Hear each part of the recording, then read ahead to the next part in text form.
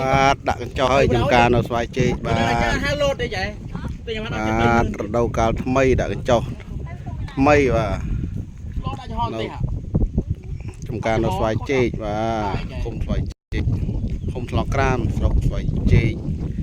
ខេត្តបន្ទាយមានជ័យលើកដាក់ហើយនៅពេលនេះម៉ោង5ម៉ោង4:52នាទីហើយលេខចំការនេះថាអ្នកក្រុមការងារមកទម្លាក់កញ្ចក់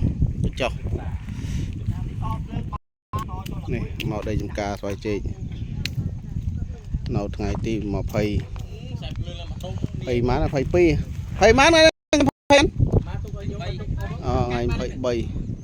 នេះដីថាដាក់កៅស៊ូដើមកៅស៊ូនោះថ្ងៃ23ខែ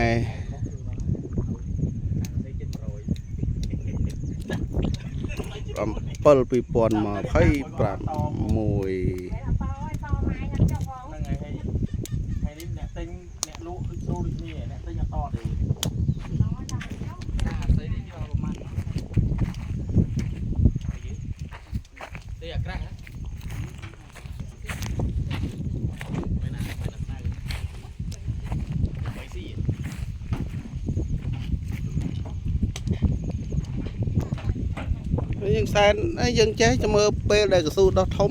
អូនេះការទៅដាំកស៊ូដីហើយជ្រូកអាផ្លាក់ល្មើចោះរៀមរត់បានទេល្មើណាហ៎វាធំពេកហ្នឹងហើយមើលមិនឃើញអានេះបកគោលនេះស្រាប់យឹតទាញខ្សែវានោះណា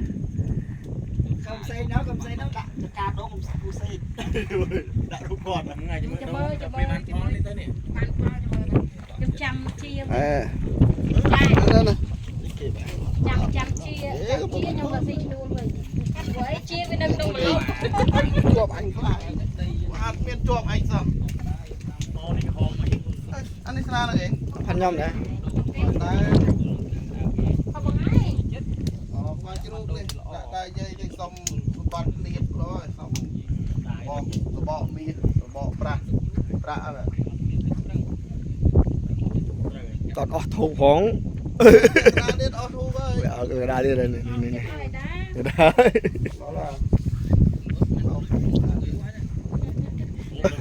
យទៅឃើញគេស្អែកតែឡៃតូយទេមកគួយនេះបងអញ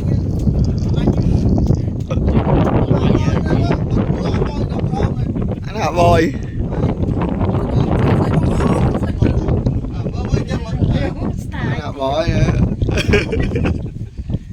mình đưa bao hóa này này. Mày ghê.